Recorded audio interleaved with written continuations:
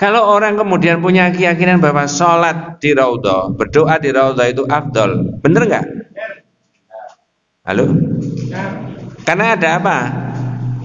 Ada dalilnya. Tapi kemudian ketika orang merekayasa, ini tak Gunung Uhud itu, iya di mana? Itu di Madinah sana loh, Gunung Uhud itu ketika Rasulullah itu. Oh, kalau begitu saya tak berdoa di lereng Gunung Uhud itu, karena ini tempat yang afdol. Boleh nggak? Itu identik dengan ini tadi, Pak. Kalau orang punya pemikiran bahwa berdoa di lereng Gunung Uhud itu adalah tempat yang afdol, itu kan berarti orang ini merekayasa sendiri terhadap ritual itu di tempat itu. Yang disebutkan di dalam surat Al-Kahfi ayat 21 itu tadi adalah orang merekayasa sendiri bahwa yang ditangkap itu bukan bagaimana kekuasaan Allah, kemudian apa kemahakuasaan Allah bisa menghidupkan kembali atau membangunkan kembali anak yang sudah tidur selama 309 tahun. Bukan itunya, tapi apanya? Guanya.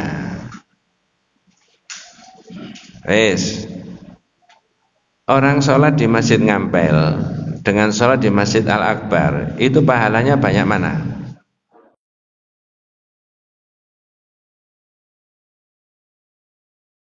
Assalamualaikum warahmatullahi wabarakatuh.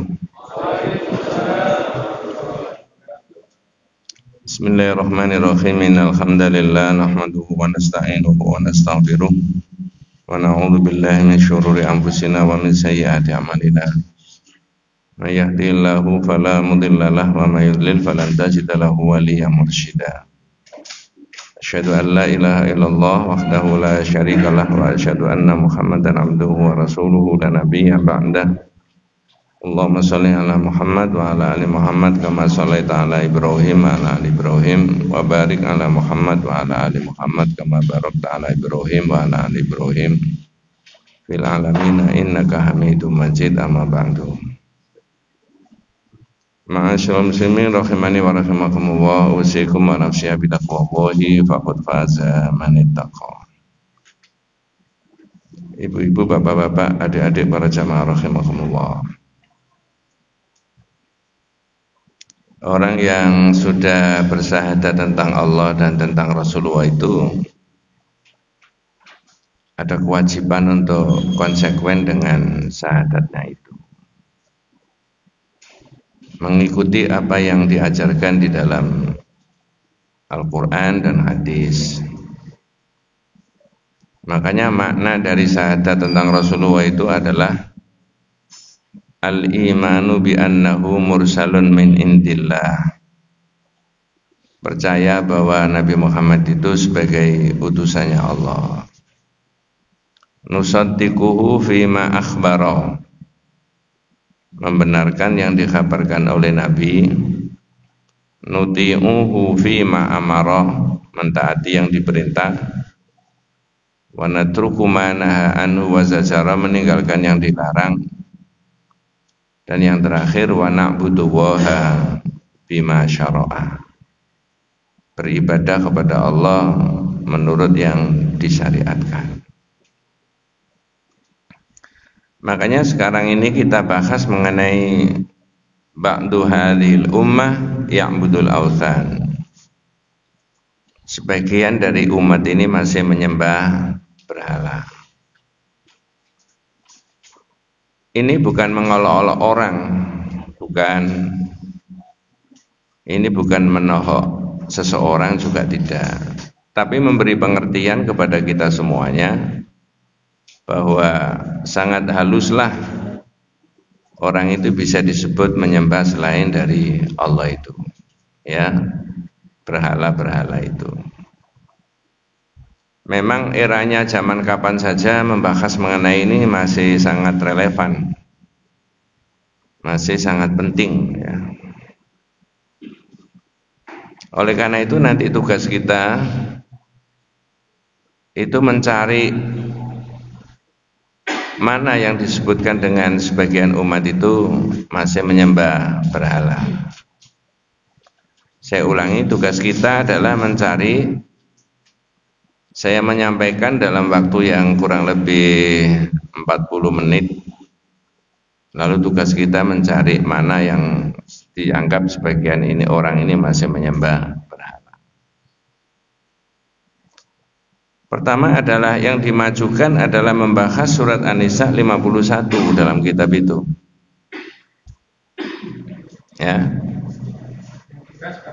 Ya, di kitab itu ada itu. A'udzubillahi minasyaitonirrajim. Bismillahirrahmanirrahim. Alam tara ilal ladzina utu nasiban minal kitabi yu'minuna bil jibti wat tauhid wa yaquluna lil ladzina kafaru haula'i ahda minal ladzina amanu sabila. Surat An-Nisa ayat 51. Ternyata dipelajari dalam kitab ini, surat An-Nisa 51 ini ada kaitannya dengan orang yang namanya Ka'ab bin Ashraf. Ka'ab bin Ashraf ini adalah seorang tokoh ahli kitab di Madinah. Sebelum Rasulullah hijrah dari Mekah ke Madinah, Ka'ab bin Ashraf ini betul-betul orang yang digadang-gadang oleh masyarakat Madinah. Tapi ketika Rasulullah hijrah dari Mekah ke Madinah, maka posisinya Ka'ab bin Ashraf ini tergeser, tergeser oleh Nabi. Semula yang dijagokan, semula yang diidam-idamkan itu adalah Ka'ab bin Ashraf. Tapi kemudian pamornya kalah sama Nabi.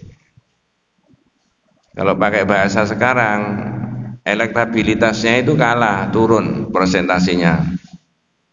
Semula dia persentasenya tinggi, tapi kemudian ketika Rasulullah ke Madinah, dia kegeser.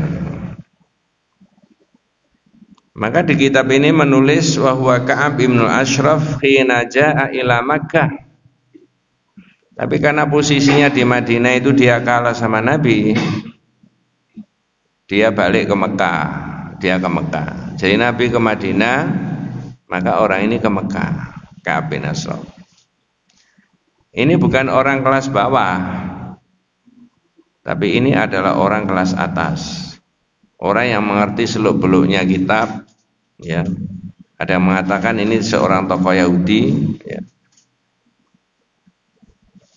Fajtama'a ilaihil musyrikun. Ketika Ka'ab bin Ashraf ini pindah dari Madinah ke Mekah, lalu dikerumuni oleh orang-orang Mekah. Faqalu, kemudian orang-orang Mekah itu mengatakan, tanya sama Ka'ab bin Ashraf. Kalau ringkesnya pakai bahasa kita, Ka'ab bin Ashraf, antum kan mengerti kitab gitu loh, ngerti agama-agama samawi sebelumnya. Sebenarnya siapa yang lebih baik itu? Apakah kami orang kafir Mekah, orang Mekah ini, apakah Muhammad yang pindah ke Madinah itu? Nah ini Ka'ab bin Ashraf nggak jujur. Nah ini loh yang maksud saya, nggak jujur ini loh yang dimasukkan oleh penulis kitab Tauhid ini dengan judul itu tadi. Tidak jujurnya gimana? Dia jawab, antum khairun min Muhammad. Kamu ini orang Mekah lebih baik dari siapa? Muhammad. Tidak jujurnya bagaimana? Kalau dia jujur, dia akan ngomong, iya itu Nabi. Ada dalam kitab-kitab samawi sebelumnya. Mestinya begitu. Ya, tapi dia enggak. Kamu ini lebih baik daripada Muhammad. Jadi orang ini tidak jujur terhadap isi kitabnya sendiri, kemudian disinggung pakai surat An-Nisa 651 tadi. Apakah Anda tidak perhatikan ada orang yang diberi bagian dari kitab? Nah, itu Ka'ab bin Ashraf itu tadi. Ya. Tapi dia yu'minuna bil jibti wa tauhid. Dia lebih mempercayai, beriman kepada jibti dan tauhid. Ya, GPT itu juga tauhid, ada yang mengatakan GPT itu juga sihir. Tapi itu. Lalu dia mengatakan kepada orang-orang kafir Mekah bahwa mereka itu lebih baik daripada Muhammad. Wa yaquluna lil ladzina kafaru haula'i ahda minal ladzina amanu sabila. Dan dia ngomong sama orang kafir Mekah bahwa mereka itu lebih baik daripada Muhammad. Nah, sekarang pertanyaannya, mana yang dimaksud sebagian umat ini masih menyembah berhala dengan cerita itu tadi? Ya, itu kan mana yang disebut orang ini masih menyembah berhala sebagian dari umat ini dengan cerita itu tadi? Jawabannya gampang. Nah, sekarang saya tarik di kita sebagai orang beriman. Kita ini sudah diberi kitab enggak? Sudah diwarisi oleh Rasulullah kitab? Sudah, semuanya bisa menjawab. Kalau orang tidak mau dengan ajarannya kitab, lalu dia mau dengan ajaran yang di luar kitab itu, mengabaikan prinsip-prinsip dan isi yang ada di dalam kitab ini, inilah sikap begitu itu saja. Sikap begitu itu berarti patut diduga. Patut diduga apa?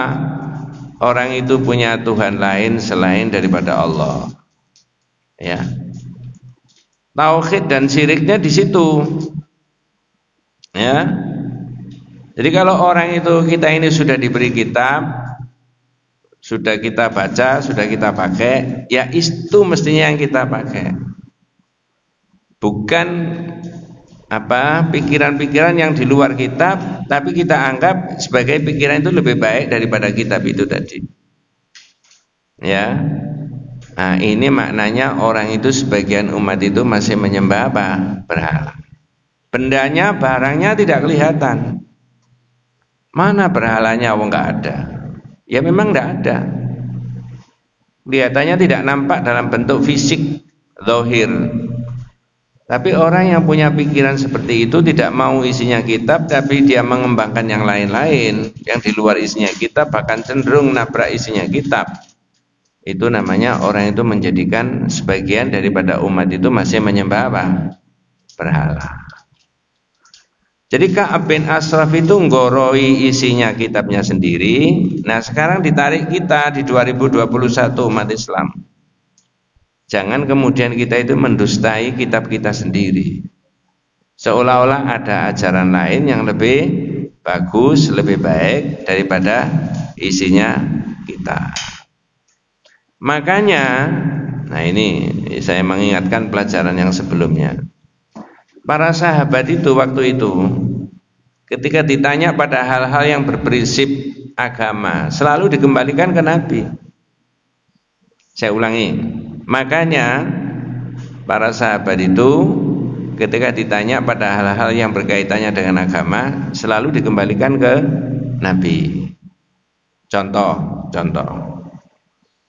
Mu'ad bin Jabal ditanya, "Ya Mu'ad, atadri ma haqqullah 'alal ibad wa ma haqqul ibadi 'ala Allah?" Mu'ad, kamu tahu tak apa haknya Allah yang merupakan kewajibannya manusia? Dan apa haknya manusia yang pasti dipenuhi oleh Allah?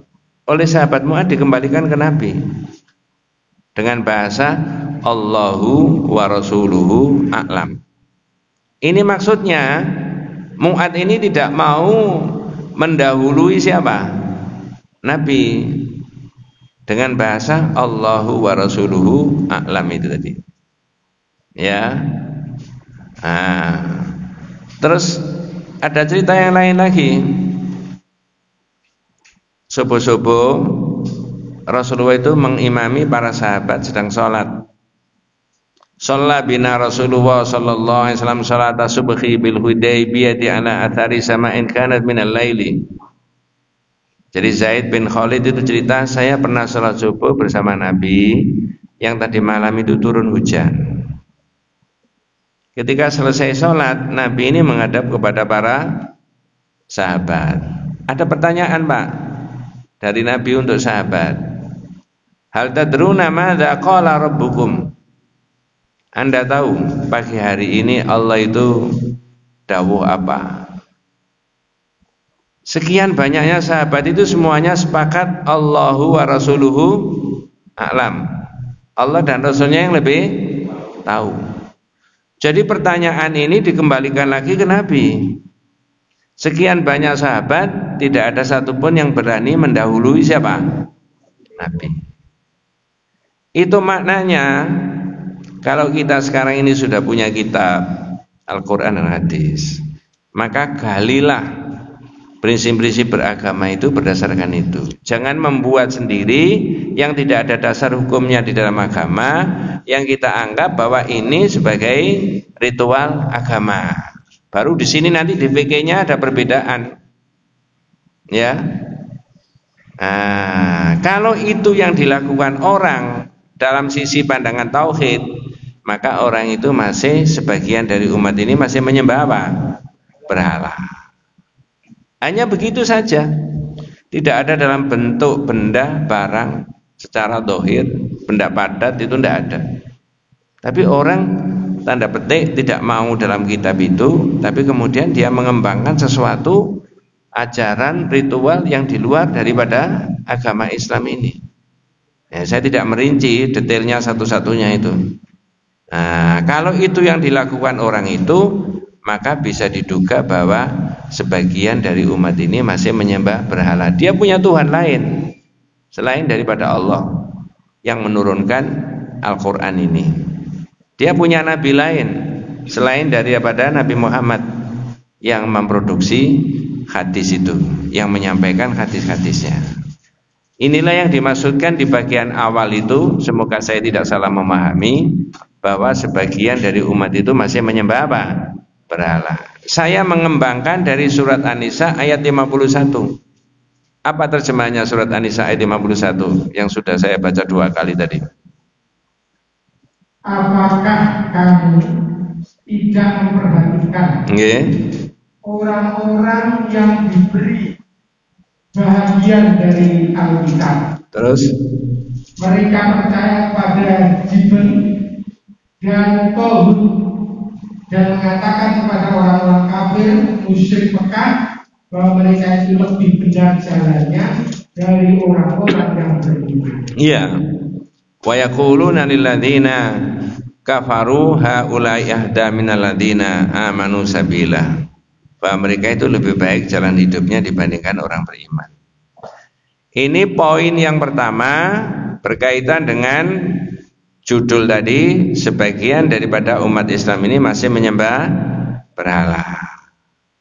Intinya mereka menolak atau tidak mau, ya, atau mereka mengembangkan satu sisi-sisi ritual keagamaan yang tidak bersumber daripada Al-Quran dan hadis, tapi membuat sesuatu yang sendiri, ya. Itu yang pertama, ya. Yang kedua berkaitan dengan judul sebagian dari umat ini masih menyembah berhala. Itu mengembangkan surat Al-Kahfi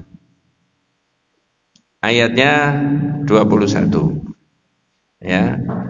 Ceritanya Ashabul Kahfi sudah pernah kita bahas dan kita sudah hafal itu. Seorang pemuda yang tidur di gua itu selama berapa hari, Pak? 309 tahun, ya. Salah sumi'ah 309 tahun. Tapi kemudian Allah Subhanahu wa taala membangkitkan kembali, membangunkan kembali mereka itu setelah 309. Wa kadzalika atharna 'alaihim liya'lamu anna wa'dallahi haqqun, ya, wa anna sa'ata la raiba fihi idh yatanaza'una bainahum amran fa qawlu ibnu 'alaihim bunyana rabbuhum a'lamu bihim qala alladziina ghalabu 'ala amrihim lanattakhidanna 'alaihim masjidah, ya. Itu surat Al-Kahfi 21, ya. Dimulai dari itu. Wa kadzalika atharna 'alaihim. Monggo. Dan demikian pula kami perlihatkan manusia dengan mereka. Bentar Pak. Jadi manusia yang hidup di 309 tahun berikutnya itu diketemukan dengan anak muda yang hidup di 309 tahun yang lalu. Tapi selama 309 tahun yang lalu itu apa yang dilakukan? Tidur. Ditidurkan oleh Allah. Selama 309 tahun tadi diketemukan dengan orang yang hidup di kemudian. Tentu saja generasinya sudah berubah. Situasinya masyarakat juga sudah berubah. Penguasanya juga sudah berubah. Bahkan mata uangnya juga sudah apa? Berubah. 309 tahun. Maka di situ diterangkan wa kadzalika atharna alaihim. Dan demikianlah kami ketemukan mereka itu dengan orang-orang yang hidup di kemudian hari tadi. Untuk apa kok diketemukan lagi dibangkitkan oleh Allah? Monggo. Agar mereka tahu bahwa janji Allah benar. Ya, liya'lamu anna wa'dahu haqqun. Pertanyaannya begini, janji Allah yang mana? Agar mereka mengerti bahwa janji Allah itu benar. Janji yang mana? Janji yang Allah menjanjikan orang mati itu akan diapakan? Dibangkitkan kembali. Ini beri contoh ya. Walaupun generasinya sudah jelas perubahan berapa generasi itu. Kalau ukuran rata-rata umur kita ya generasinya bisa 4 generasi 309 tahun itu. Karena rata-rata umur masyarakat kita itu tidak ada yang sampai 100 tahun. Lah kalau 100 tahun cuma 3 generasi. Kalau 60-70 bisa 3 generasi. Ya, 4 generasi. Ya. Liya'lamu anna wa'dahu haqqun. Lanjut. Dan bahwa kedatangan hari kiamat tidak ada keraguan padanya. Nah, sekarang saya tanya. Ketika anak ini tidur 309 tahun yang lalu kemudian bangun kembali lalu cerita 309 tahun yang lalu. Pertanyaannya kalau pakai bahasa sekarang, kira-kira ini berita aneh enggak? 309 tahun yang lalu Pak, anak ini hidup lalu sekarang bangun kembali tidur di gua itu lalu dia cerita tentang keadaan 309 tahun yang lalu. Ini berita viral enggak kira-kira? Pakai bahasa sekarang viral nggak? Hampir semua stasiun televisi itu memberitakan. Semua channel-channel YouTube itu juga memberitakan semuanya bahwa ada pemuda yang hidup di 309 tahun yang lalu. Dan sekarang masih sehat, segar bugar. Dia bisa cerita bagaimana keadaan penguasa di 309 tahun yang lalu. Jadi viral. Coba saya selipkan. Ketika berita itu jadi viral, inilah yang kemudian oleh penulis tauhid itu dimasukkan dalam judul sebagian dari umat ini menyembah berhala. Pikirannya masyarakat itu keliru saat itu. Ini kelirunya itu loh yang bisa mengarah pada menyembah selain dari Allah. Saya ulangi. Secara dohir menurut pendekatan akal itu tidak mungkin 309 tahun yang lalu tidur kemudian sekarang bisa dibangunkan kembali. Ketika betul-betul anak itu bangun, maka berita itu jadi apa? Viral. Ketika berita itu viral, pakai bahasa sekarang, inilah ada pikiran masyarakat itu yang salah. Dan salahnya masyarakat itu mengarah pada menyembah selain daripada siapa? Allah. Kelirunya bagaimana? Monggo. Ketika mereka berselisih tentang urusan mereka. Idh yatanaza'una bainahum amrahum. Maka mereka berkata, dirikanlah sebuah bangunan di atas gua mereka. Ya, coba jenengan bisa amati. Ini apa? Intinya itu ya, dari sebagian dari umat ini. Yang dipikir oleh masyarakat itu adalah keanehan, keistimewaan itu bukan anak ini dibangunkan kembali, tapi apanya? Guanya. Ngerti maksud saya Pak ya? Guanya. Oh, kalau begitu gua itu bukan sembarang gua, itu loh. Lah kalau guanya itu bukan sembarang gua, sekarang mau dicoba ada 3 anak ditidurkan lagi di situ atau 4 anak ditidurkan di situ. Apa mungkin kalau keistimewaannya itu di gua lalu dia bisa tidur mengulangi seperti pendahulunya tadi? 309 tahun yang akan datang dia baru bangun. Tidak bisa. 4 jam aja sudah bangun dia. Kelirunya di situ. Ya. Idh yatanaza'una bainahum amrohum, ketika berselisih pendapat tentang urusan mereka, maka mereka berkata, ubnu alaihim bunyana rabbuhum a'lamu bihim. Dirikan bangunan di atas apa? Gua. Jadi pikirannya di guanya. Kelirunya di situ. Bisa disebut menyembah berhalanya di situ. Lama-lama bisa pikirannya, wah kalau begitu saya tak ngambil 1 batu dari gua itu dibawa pulang kan. Bisa begitu enggak kira-kira? Saya tidak batunya, tapi saya ambil debunya saja. Bisa begitu. Dan inilah yang oleh tauhid tidak boleh. Ya, dan ini bisa ditarik kemana-mana. Lebih konyol lagi. Berikutnya terjemahnya. Tuhan mereka lebih mengetahui tentang mereka. Ya, itu kelanjutannya yang tadi. Jadi ada pikiran di antara masyarakat supaya apa? Didirikan bangunan, monumen di atas apa? Gua. 1. Terus berikutnya ini yang penting ini. Orang yang berkuasa atas urusan mereka berkata, Qala alladzina ghalabu ala amrihim. Orang yang berkuasa atas urusan mereka, artinya penguasa. Apa yang akan dilakukan oleh penguasa mereka? Monggo. Kami pasti akan mendirikan sebuah rumah ibadah di atasnya. Nah, ini lebih konyol lagi. Mau mendirikan apa, Pak? Rumah ibadah. Bahasa Qur'annya apa rumah ibadah tadi? Masjid. Lalu pikirannya yang salah di mana? Oh, kalau begitu sholat di atas kuburan, di atas apa? Bangunan itu tadi, di atas gua itu, di areal itu adalah afdol. Maka saya akan buat itu. Pikiran inilah yang oleh penulis kitab tauhid ini dimajukan di situ. Berarti indikasinya orang ini adalah masih dianggap menyembah apa? Berhala. Coba saya tarik ke sini 2021.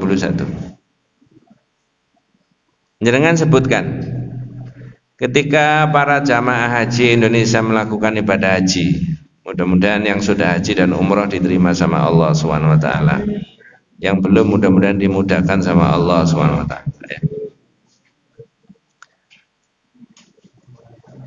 Coba kita sebutkan, Pak, di tempat yang mana doa-doa itu yang mustajabah? Atau tidak haji, tidak umrah, orang ke Madinah sajalah, misalkan begitu. Di mana yang disebutkan oleh Nabi tempat yang mustajabah untuk berdoa? Raudhah, kalau di Madinah ya. Raudhah itu adalah jarak areal yang antara rumahnya Rasulullah sama mimbar. Ma baina baiti wa mimbari raudhatun min riyadil jannah. Antara rumah saya sama mimbar ini adalah raudhatul jannah. Jadi taman yang ada di surga. Kalau orang kemudian punya keyakinan bahwa sholat di raudhah, berdoa di raudhah itu afdol, bener nggak? Halo? Karena ada apa? Ada dalilnya. Tapi kemudian ketika orang merekayasa, ini tak Gunung Uhud itu? Iya, di mana? Itu di Madinah sana loh. Gunung Uhud itu ketika Rasulullah itu. Oh, kalau begitu saya tak berdoa di lereng Gunung Uhud itu. Karena ini tempat yang afdol. Boleh nggak? Ya, boleh. Itu identik dengan ini tadi, Pak. Kalau orang punya pemikiran bahwa berdoa di lereng Gunung Uhud itu adalah tempat yang afdol, itu kan berarti orang ini merekayasa sendiri terhadap ritual itu di tempat itu. Yang disebutkan di dalam surat Al-Kahfi ayat 21 itu tadi adalah orang merekayasa sendiri bahwa yang ditangkap itu bukan bagaimana kekuasaan Allah, kemudian apa kemahakuasaan Allah bisa menghidupkan kembali atau membangunkan kembali anak yang sudah tidur selama 309 tahun. Bukan itunya. Tapi apanya? Guanya. Wes. Orang sholat di Masjid Ngampel dengan sholat di Masjid Al-Akbar itu pahalanya banyak mana? Sama toh? Mohon maaf, saya tidak bermaksud menyinggung orang lain. Tapi ada nggak orang punya pemikiran bahwa sholat di Masjid Ngampel itu lebih afdol daripada masjid yang lain? Pikirannya siapa itu? Dari mana itu? Apa ada dalilnya? Inilah yang maksudnya sebagian daripada umat itu masih menyembah berhala. Tidak dalam bentuk benda dan barang, tapi meyakini sesuatu itu tadi. Sepertinya dia punya nabi lain, sepertinya dia punya ilah lain, Tuhan lain selain dari Allah. Ini kalau tidak biasa ngaji tauhid kaget. Wong saya sudah syahadat, saya sudah sholat kok dianggap menyembah selain daripada Allah. Tapi kalau pikirannya begitu, yang tidak dirujuk oleh Quran, tidak dirujuk oleh hadis, dia merekayasa sendiri, menurut pemikirannya sendiri. Lebih-lebih tempat itu sekian tahun yang lalu, sekian ratus tahun lalu adalah tempat yang sangat spektakuler, seperti gua itu tadi. Nah, ternyata begini diungkap di tauhid itu. Tidak merupakan bagian daripada syariat. Maka tauhid itu mengajak kepada kita semuanya menyembah Allah, bukan hanya ritual keagamaan, tetapi termasuk pikiran-pikiran seperti begitu yang tidak ada rujukannya itu tadi. Ya, yang dimajukan pakai surat Al-Kahfi ayat berapa? 21. Itu poin yang kedua. Poin yang ketiga. Poin yang ketiga adalah mengembangkan sebuah hadis. Hadisnya sahih riwayat Imam Al-Bukhari dan Muslim. Al-Bukhari menulis dalam hadis ini nomor 732, Imam Muslim menulis dalam hadis nomor 2669. Ya. Apa hadisnya? Monggo. Ini yang ketiga itu ya. Dari Abu Sa'id radhiyallahu anhu, Rasulullah sallallahu alaihi wasallam bersabda, sungguh kamu akan mengikuti dan meniru tradisi umat-umat sebelum kamu. Ya, coba Pak. Sungguh kamu akan apa? Mengikuti dan meniru apa? Umat-umat sebelum kamu. La tattabi'unna sunana man kana qablakum. Cara menirunya gimana? Monggo. Bagaikan bulu anak panah yang serupa dengan bulu anak panah lainnya. Ya, khadwal qudza bil qudza. Jadi bulu anak panah itu mengikuti mata panahnya itu, kemana saja dia ikuti. La tattabi'unna sunana man kana qablakum khadwal qudza bil qudza. Lanjut. Sampai kalaupun mereka masuk ke liang biawak, niscaya kamu akan masuk ke dalamnya pula. Hatta law dakhalu hujra dabbin la dakhaltumuhu. Andai kata mereka itu masuk di liang biawak, kamu juga apa? Ikut. Liang biawak itu apa sih, Pak? Liang biawak itu apa? Coba saya potong dulu. Nabi sudah menyebutkan, sungguh kamu akan mengikuti tradisi umat-umat sebelummu. La tattabi'anna sunana man kana qablakum khadal qudza bil qudza. Ya, seperti bulu anak panah yang mengikuti anak panahnya. Jadi bulu anak panah yang di belakang itu akan mengikuti yang di depan aja. Hatta la dakhalu hujratabbin la dakhaltumuhu. Andai kata yang kamu ikuti tadi masuk di liang biawak, kamu juga apa? Ikut. Ya, para sahabat kaget. Lalu para sahabat tanya, kok bisa Nabi begitu? Siapa yang begitu itu? Monggo. Para sahabat bertanya, "Ya Rasulullah, orang-orang Yahudi dan Nasrani kah?" Beliau menjawab, "Lalu siapa lagi?" Para sahabat tanya, "Ya Rasulullah, al-Yahud wan Nasara, apakah seperti begitu itu orang Yahudi dan Nasrani?" Jawabannya Nabi, "Lah kalau bukan orang Yahudi dan Nasrani itu siapa lagi?" Kalau ditarik di sini, Pak, kita bukan orang Yahudi, kita bukan orang Nasrani, tapi menampilkan hadis ini. Berarti kita dilarang untuk mengikuti perilaku seperti yang disebutkan dalam hadis ini. Perilakunya orang siapa? Yahudi dan Nasrani. Yang mereka itu kebiasaannya apa? Itu loh tadi hadis tadi. Mengikuti apa? Nenek moyang yang sebelumnya. Maka tauhid itu adalah pembebas. Saya ulangi, kalimat tauhid itu pembebas. Membebaskan diri kita dari belenggu mengikuti siapa saja. Ya, kecuali sesuatu yang sesuai dengan syariat. Dalam poin yang ketiga itu disebutkan bahwa tauhid itu mengajarkan supaya kita tidak membabi buta, baik terhadap tradisi yang sebelumnya yang pertama atau terhadap tokoh-tokoh siapapun. Maka yang dikembangkan di koleksi kita, masyarakat kita secara kolektif, itu kita tidak mengikuti satu arah seorang, itu ndak. Di organisasi kita di Muhammadiyah itu ndak. Istihadnya Majelis Tarjih itu adalah kolektif, banyak orang, bukan satu orang. Ya, jama'i, bukan fardi, bukan sendiri. Ya. Orang yang dalam bahasa populernya, mohon maaf, orang yang membabi buta, mengikuti yang sebelumnya atau mengikuti tokohnya dan siapanya, itu ada kemungkinan ketika mereka salah, orang itu akan mengikuti apa? Salah.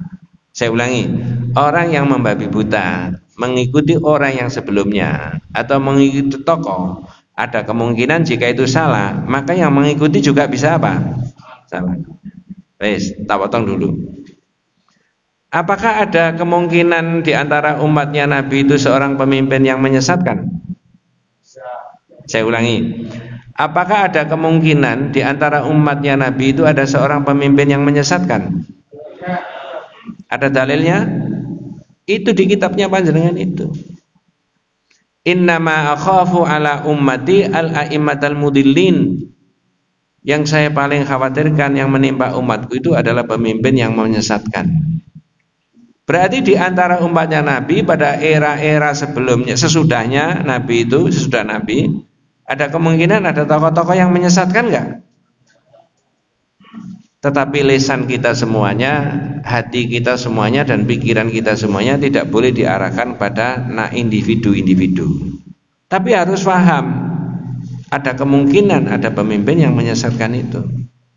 Ketika orang itu mengikuti mereka dengan seenaknya saja, tanpa dikritisi, maka kita, naudzubillah min dzalik, bisa terjebak dalam kesesatan dan bisa terjebak dalam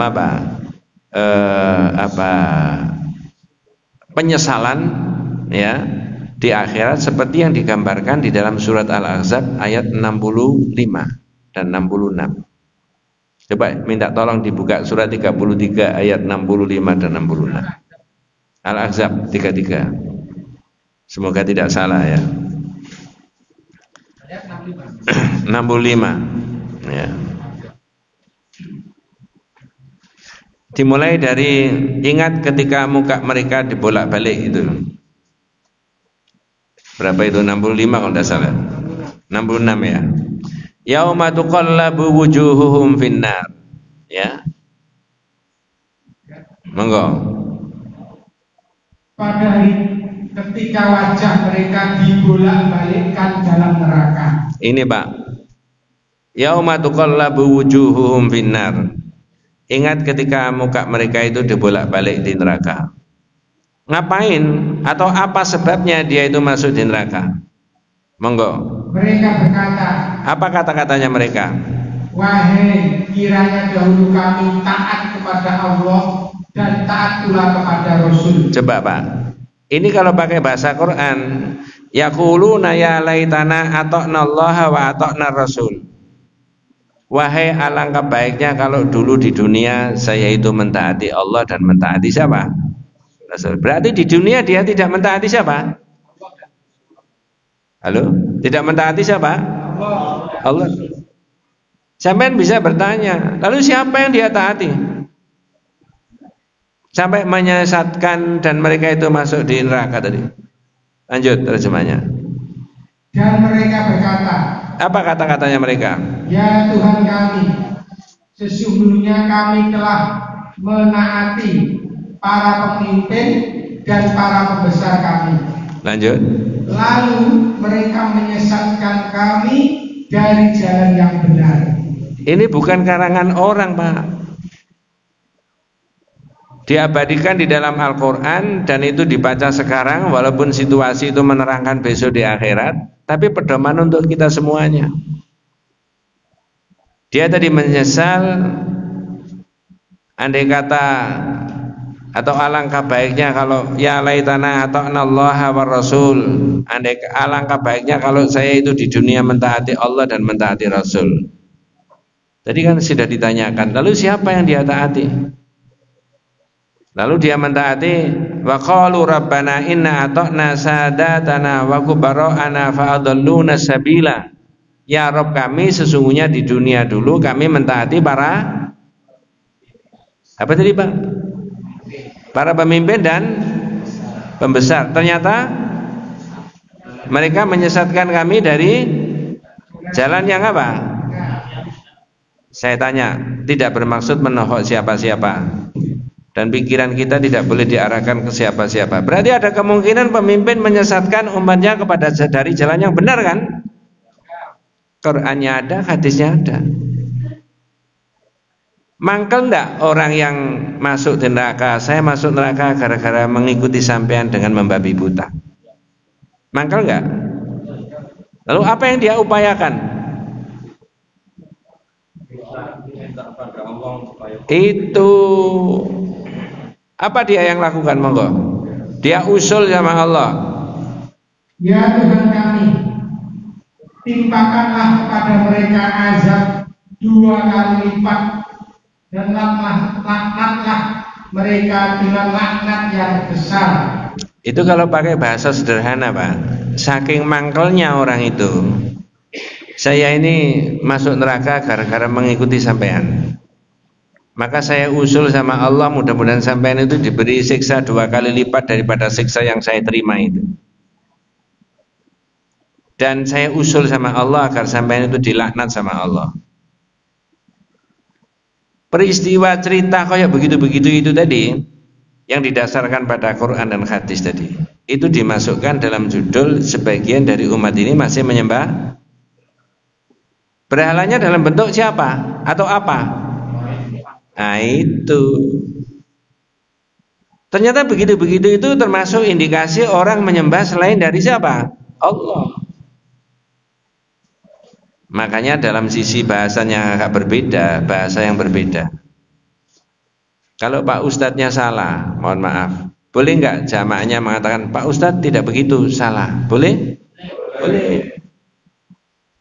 Jangankan Pak Ustadz, orang tuanya salah, anaknya boleh enggak? Ya, ma, enggak begitu. Boleh? Boleh. Inilah nafas daripada tauhid itu di situ.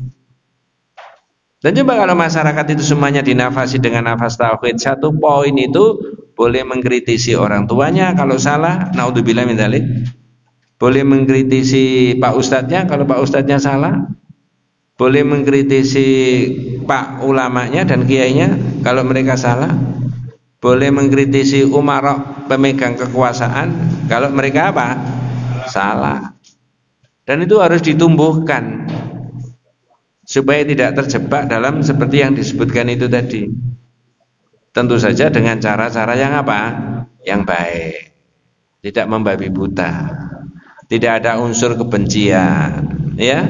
Tidak ada unsur tidak suka, tidak ada unsur ingin menjatuhkan. Tapi kalau sudah jelas-jelas salah, maka harus disampaikan dengan baik. supaya tidak kita itu terjebak dalam sebagian dari umat itu masih menyembah berhala. Dalam bentuk apa? Mengikuti dengan cara membabi apa? Buta itu tadi. Wallahu a'lam. Jadi bab ini menampilkan 3 poin pemikiran yang ketika orang itu keluar dari itu tadi, atau ketika orang itu masuk dalam 3 poin tadi, bisa diduga orang itu masih sebagian menyembah apa tadi? Berhala, menyembah tauhid. Wallahu a'lam. Masih ada sisa waktu, tapi saya tidak bisa melanjutkan sampai jam 7 ya. Mohon maaf ya. Ada yang ditanyakan? Ada yang dibahas? Ada, Ustaz. Yeah. Di masyarakat kita itu sering dikatakan para kami ulama yang kita taati. Itu bagaimana dalam kacamata tauhid? Yeah.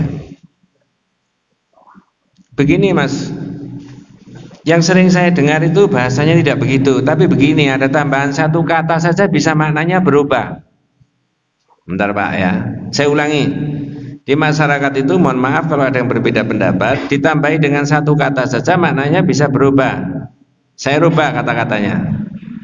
Para ustad, para kiai, para ulama ingkang tansah kawula taati. Ini bahasa Jawa. Ingkang tansah itu apa maksudnya? Nah, ketaatannya kepada mereka itu bukan ketaatan mutlak, tapi ketaatan bersyarat. Sedangkan manusia itu ada potensi kemungkinan bisa salah, bisa benar. Ketika dia benar, maka seseorang itu boleh mengikuti, tapi ketika dia salah, maka boleh mengatakan tidak. Nah, begitu. Jadi kalau misalkan kalau pakai bahasa populer ya, ini ya, ini tokohnya ini apa korupsi, maka anak buahnya boleh mengatakan tidak korupsi. Tapi jangan dilanjutkan, tidak korupsi kalau tidak dibagi-bagi. Nah, begitu maksudnya. Itu beda itu ya. Nah, jadi tidak mutlak. Tidak ada kemutlakan itu. Nabi sendiri menegaskan la ta'ata li makhluqin fi maksiatil khaliq.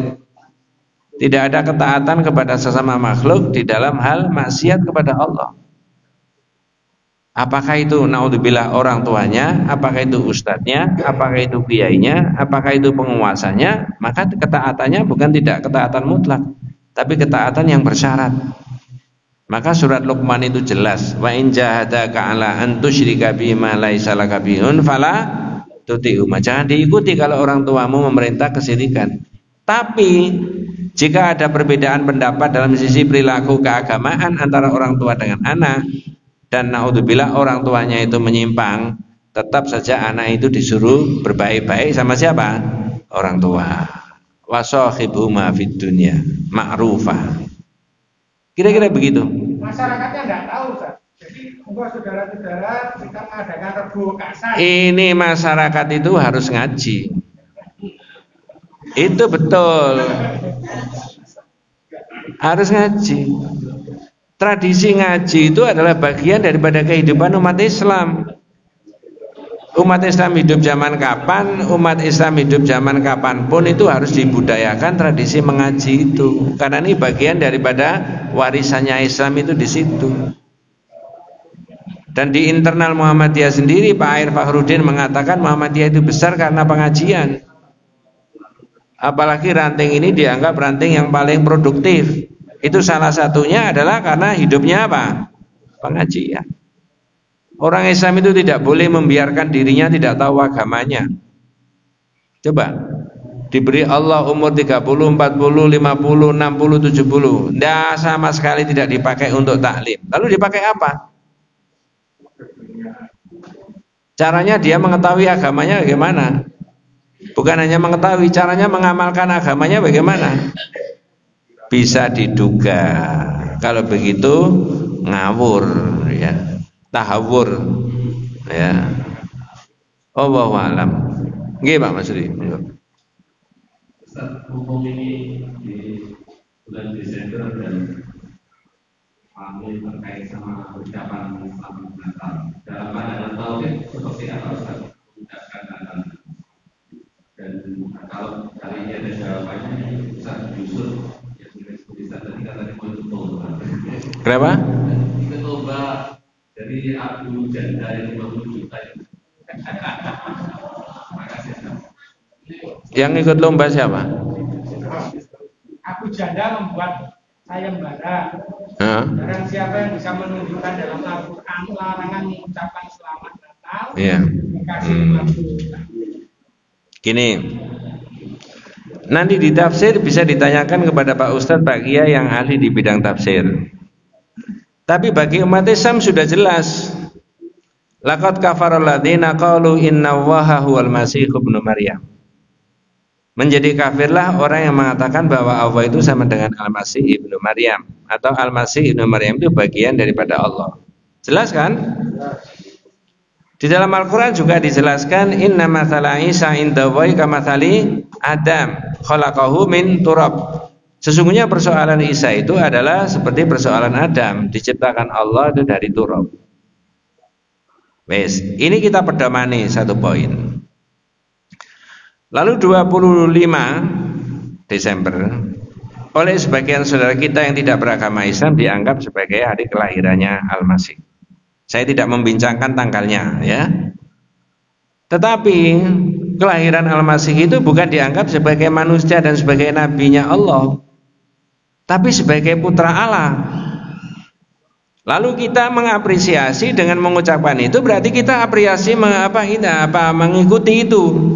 Oh iya benar, Tuhanmu itu lahir pada hari ini, maka saya ucapkan selamat.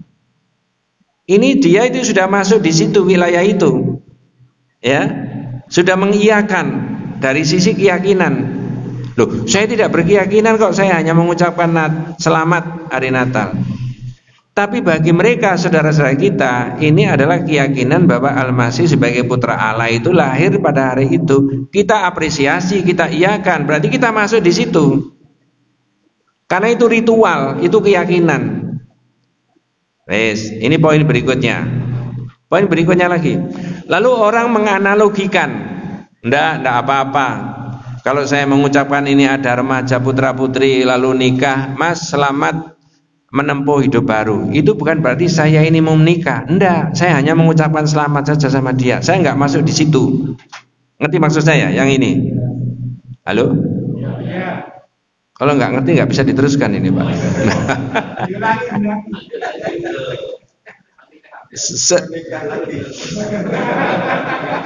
Nggak, nanti saya rubah. Contohnya bukan selamat menempuh hidup baru. Ya. Sudah kebablasan. Orang mengucapkan selamat dari Natal itu berarti mengapresiasi, mengiyakan bahwa Al-Masih itu tanggal 25 Desember yang oleh mereka diyakini sebagai putra Allah. Kan begitu kan?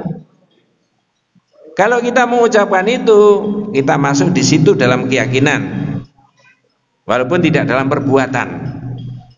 Yang menarik ke situ siapa? Ya setan tadi. Walaupun kita lisannya mengatakan tidak, tapi kita hakikatnya sudah masuk di situ.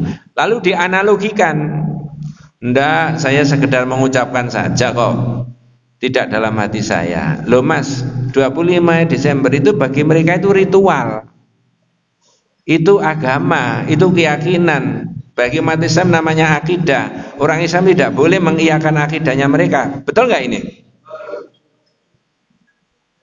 Kalau ini sudah dipercaya, iya, dan saya main sepakat, lalu dianalogikan. Ada anak muda wisuda tetangga kita, Mas, ganti wisuda. Selamat di wisuda, mudah-mudahan sukses. Itu bukan berarti saya menyampaikan selamat saja, bukan berarti saya masuk bahwa saya ini ikut di wisuda. Ngerti maksud saya? Ada anak muda kemudian dia itu menempati rumah baru, lalu saya ucapkan Mas selamat menempati rumah baru. Bukan berarti saya beli rumah seperti dia lalu saya juga masuk di situ.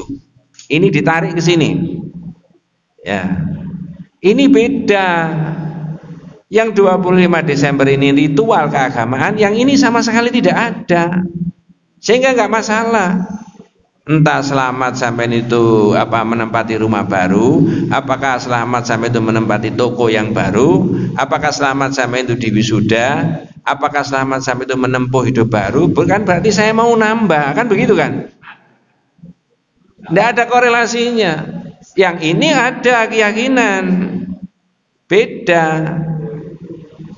Beda, sangat beda sekali. Ya, itu kan ada, itu viral juga itu. Kalau saya mengucapkan itu kan tidak berarti saya itu masuk ke sana. Lalu diibaratkan, ibaratnya ini yang keliru, nariknya ini loh yang keliru. Nariknya keliru. Bahkan mereka sendiri yang berpegang teguh pada nilai-nilai agama dengan tepat dan benar.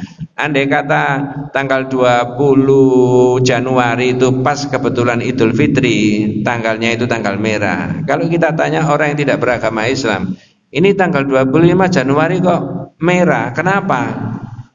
Kata orang Islam Idul Fitri, karena mereka tidak mengakui ada Idul Fitri. Ngerti maksud saya? Nah, kita kalau ditanya mengapa tanggal 25 Desember itu tanggal merah, kata orang Kristen ini adalah Natal. Bukan kata kita, kata mereka. Kamu kan tanya saya toh, saya orang Islam, maka saya jawab kata orang Kristen ini lahirnya Al-Masih. Bukan kata saya. Loh, sampai di situ mestinya diluruskannya itu. Nah, wallahu alam. Tidak boleh emosi, biasa saja. Mudah-mudahan kita semuanya senantiasa diberikan rahmat barokah hidayah Allah Subhanahu wa taala dan Allah wa yakum ajmain. Kita tutup dengan doa kafaratul majlis. Subhanakallahumma bihamdika asyhadu an la ilaha illa anta astaghfiruka wa atubu ilaik. Assalamualaikum warahmatullahi wabarakatuh.